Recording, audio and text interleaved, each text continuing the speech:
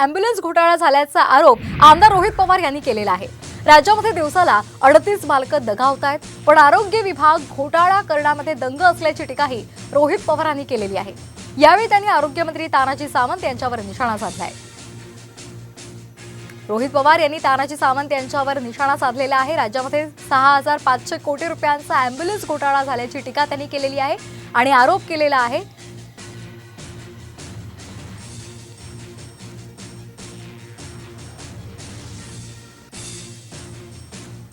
ही गोष्ट ॲम्ब्युलन्स घोटाळ्याबद्दलची मी खरं तर करणार आहे।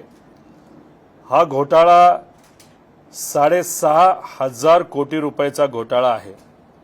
वाईट गोष्ट इथं घडली आहे। दिवसाला 38 बालकं मृत्युमुखी पडतायत आणि हे जो विभाग आहे आरोग्य विभाग हा पैसे खाण्यामध्ये मग्न आहे। त्यामुळे आमचा साफ आरोप आहे 6500 कोटीचा ॲम्ब्युलन्सचा घोटाळा तो सुद्धा दलालीचा आहे। आमचा असा प्रश्न आहे की याच्यामध्ये आरोग्यमंत्री जबाबदार आहेतच। एक तर त्यांनी त्यांची खुर्ची सोडावी, त्यांचं पद सोडावं, पण ही फाईल जात असताना आम्हाला जे कळालेलं आहे ही फायनान्स मिनिस्ट्रीकडे पण फाईल गेलेली। मग ही गोष्ट त्यांच्याकडे गेल्यानंतर त्यांनी ती पास